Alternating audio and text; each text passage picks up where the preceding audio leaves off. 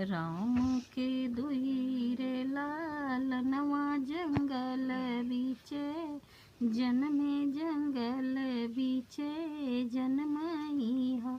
सखिया सीता के नयन के पुतरिया कुसुम जैसे सुंदर कुसुम जैसे सुंदर हो।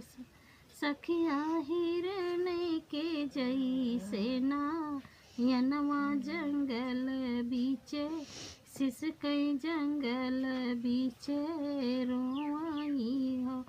सखिया हिरण के जैसे नयनवा जंगल बीचे सिसकई जंगल बीचे सिसकई हो।